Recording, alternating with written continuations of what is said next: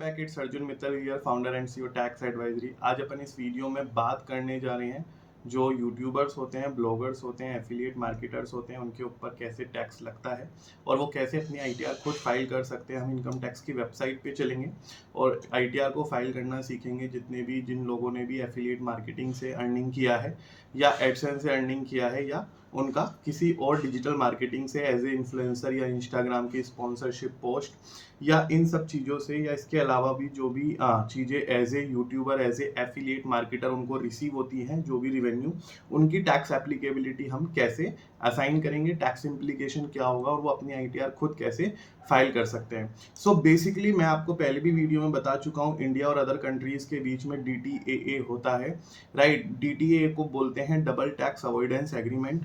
और इसके अंदर बेसिकली क्या होता है कि अगर एक कंट्री में आपका टैक्स लग गया तो दूसरी कंट्री में आपको टैक्स नहीं देना पड़ेगा। ये डबल टैक्स इम्प्लीकेशन को नलीफाई करती है ये ट्रीटी, राइट। सो जब हम एफिलिएट मार्केटिंग की बात करते हैं, एडसेंस की बात करते हैं या ब्लॉगिंग इनकम की बात करते हैं तो जो भी फॉरेनर्स होते हैं जैसे कि गूगल हो गया या अमेजोन हो गया, एफिलिएट मार्केटर जो हमारा अमेजोन है वो हो गया, या इसके अलावा और कई सारी कंपनीज होगी, वो आपका टीडीएस डिडक्ट नहीं करती हैं अगर आप फॉरेन पेमेंट लेते हो। सो अगर उन लोगों ने टैक्स आपसे नहीं लिया है, राइट, सो आपको इंडिया में टैक्स देना पड़ेगा, राइट। आपको अगर उन्होंने टैक्स नहीं लिया है तो आपको इंडिया में टैक्स देना पड़ेगा। सो बेसिकली जब हम बात करते हैं एफिलिएट मार्केटर्स की, तो एफिलिएट मार्केटर्स में बेसिकली हमको जो रिसीव होता है वो होता है कमीशन इनकम।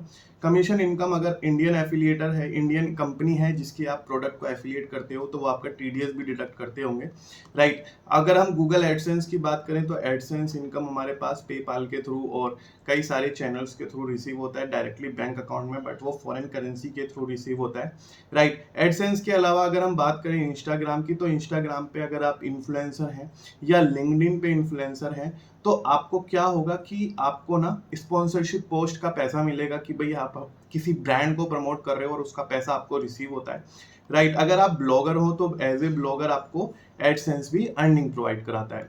तो इन सबको हम कैसे असाइन करेंगे इनकम टैक्स रिटर्न के लिए, कैसे हम अपना प्रॉफिट डिक्लेयर करेंगे।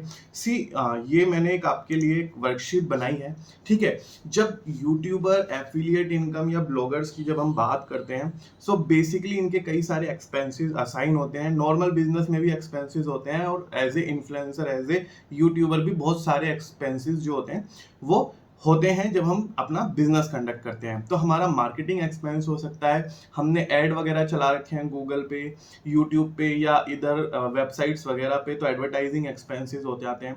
अगर कोई ट्रैवलिंग है, जैसे कोई व्लॉगर है और वो ट्रैवल कर करके व्लॉग बनाता है और उसे यूट्यूब से इनकम होती है, तो जो ट्रैवलिंग एक्सपेंस है वो उसका बिजनेस एक्सपेंस कंसीडर होगा ऑफ कोर्स। होस्टिंग, अगर कोई वेबसाइट बना रखी है उसका होस्टिंग, सर्वर कॉस्ट वगैरह, website development, website maintenance, laptop वगैरह अगर आप रेंटल पे ले रहे हो या लैपटॉप का आपने परचेज भी किया है तो उसका जीएसटी भी, इनकम टैक्स भी आप एज ए एक्सपेंसेस क्लेम कर सकते हो। Internet expenses, electricity expenses.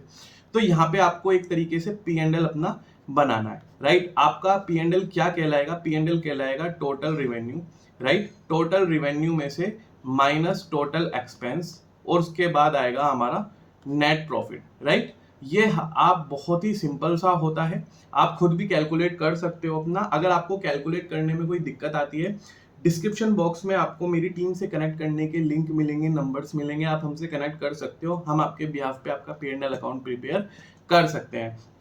अब जब बात आती है कि हमने अपना P&L अकाउंट प्रिपेयर कर लिया, राइट, अब हम पे टैक्स किस हिसाब से लगेगा। सो ये स्लैब्स होती हैं टैक्स की, ठीक है। और जो आपका स्लैब लगेगा, ओल्ड रिजाइम, न्यू रिजाइम, जो भी आप चूज करते हो उसके हिसाब से आपका स्लैब लग जाएगा। बट अगर मैं बात करूं कि इसकी आईटीआर फाइलिंग आप कैसे करते हो, राइट। सो बेसिकली हमें क्या करना है, यहाँ पे इनकम टैक्स रिटर्न पे लॉगिन करने के बाद इनकम टैक्स पे फाइल इनकम टैक्स पे क्लिक करना है।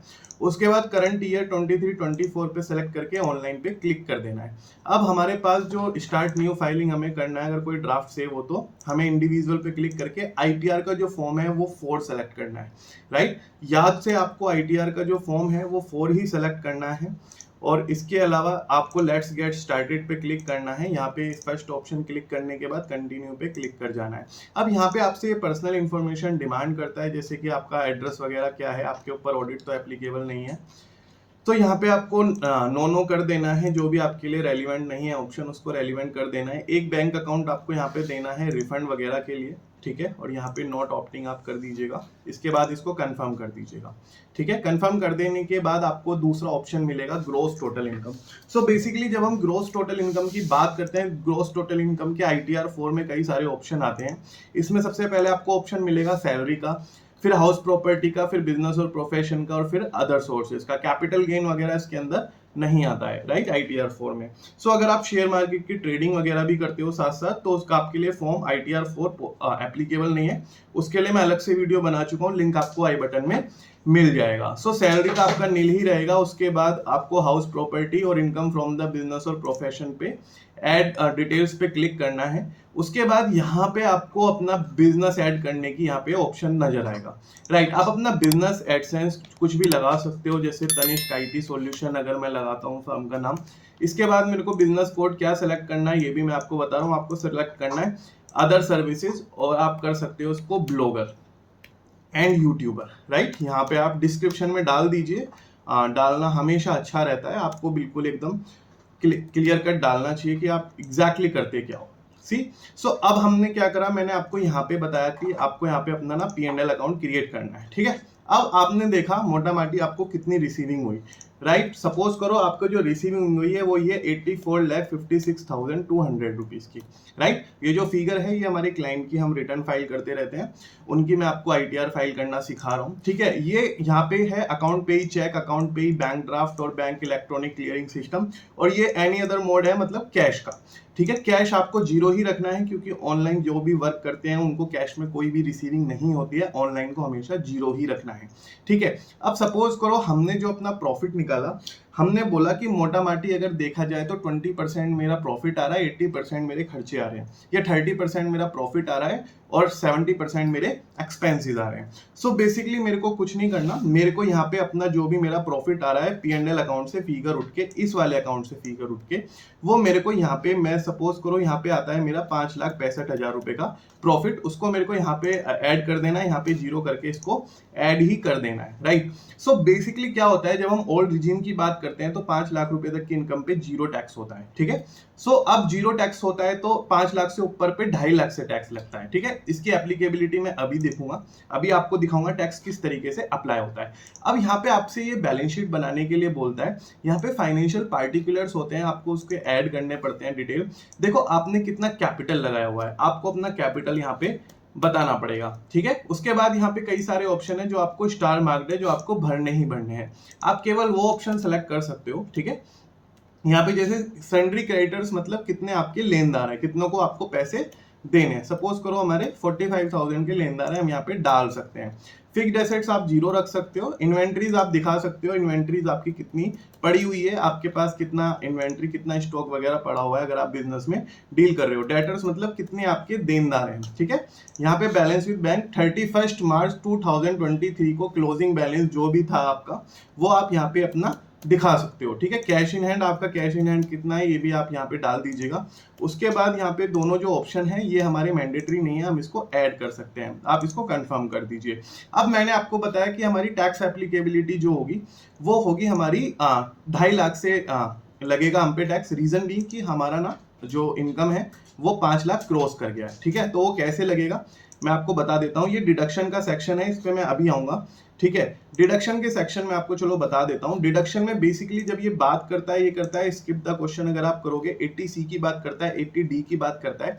सो बेसिकली 80D में आपका मेडिकल प्रीमियम आ जाता है, आपका खुद का, आपकी फैमिली का, आपके पेरेंट्स का, ठीक है। यहाँ पे अगर आप इसको नो कीजिएगा, यहाँ पे आप अपना सेल्फ का जितना भी इंश्योरेंस है, सपोज करो हमारा प्रीमियम गया, इतना प्रीमियम गया हमारा 14,500 और 5,000 का हमने प्रिवेंटिव हेल्थ चेकअप किया जो कि कैश में भी अलाउड होता है, ठीक है। ये हमारा डिडक्शन यहाँ पे अलाउड हो गई। इसके बाद आपका 80C भी आ जाता है। 80C बेसिकली बात करता है होम लोन के प्रिंसिपल की, बात करता है पेमेंट की, आपकी बात करता है एजुकेशन लोन की, आपकी बात करता है जो भी लाइफ इंश्योरेंस होता है, deferred annuity, contribution to provident fund, और जो ईएलएसएस वगैरह होते हैं, इक्विटी सेविंग स्कीम्स वगैरह, जो टैक्स सेविंग म्यूचुअल फंड्स वगैरह होते हैं, वो इनकी बात करता है। सपोज करो ये आपके 50,000 है या आपके सपोज करो 85,000 है, तो आप इसको यहाँ पे ऐड कर सकते हो, ठीक है, यहाँ पे ऐड कर लीजिए।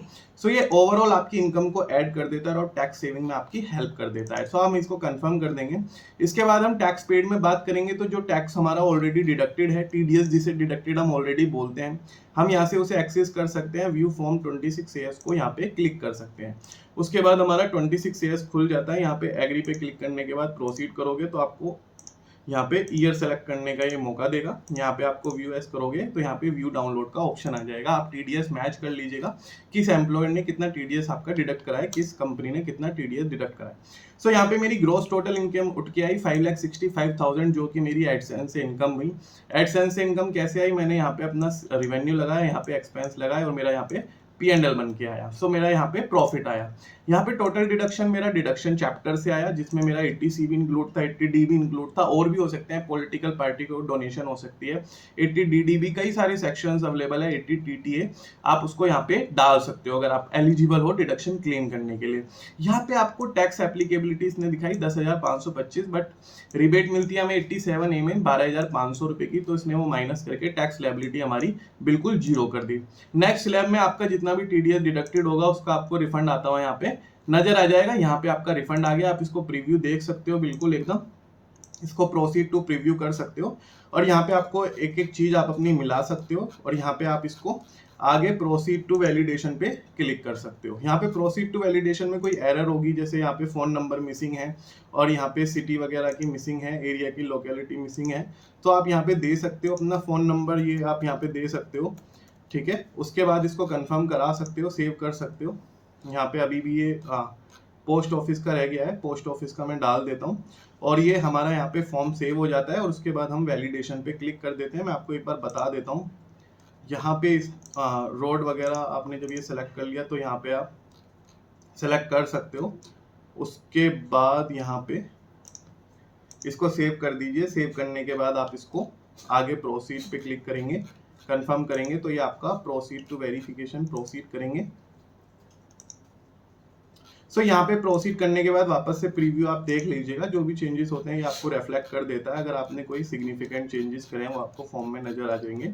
उसके बाद प्रोसीड टू वैलिडेशन पे क्लिक करेंगे, तो प्रोसीड टू वैलिडेशन पे क्लिक करने के बाद देखो लिखा आ जाएगा वैलिडेशन सक्सेसफुल। कोई टैक्स बैठ रहा है तो यहाँ पे ऑप्शन आ जाएगा टैक्स पे नाउ, और अगर कोई रिफंड बैठ रहा है वो भी आपको रिफंड दिखा देगा। इस तरीके से आप as an YouTuber, affiliate marketer, आप as a blogger, as a influencer अपना ITR फाइल कर सकते हैं। बट इसमें मैं आपको बता देना चाहता हूं कि इसकी भी अपनी एक लिमिटेशंस होती हैं। लिमिटेशंस इसमें ऐसी होती हैं कि आपको ना अगर 1 CR से ऊपर आपका टर्नओवर जाता है तो आपके ऊपर ऑडिट एप्लीकेबल हो जाता है 44AB के अंदर।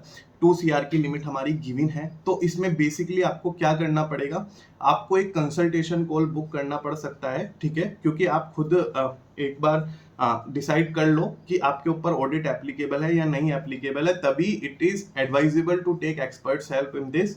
और अगर आपको हमारी कंपनी की सर्विसेज लेनी है तो डिस्क्रिप्शन बॉक्स में आपको हमसे कांटेक्ट करने के लिए लिंक्स एंड नंबर्स मिल जाएंगे, आप हमसे कांटेक्ट कर सकते हैं। Thank you so much guys बने रहने के लिए, थैंक यू सो मच।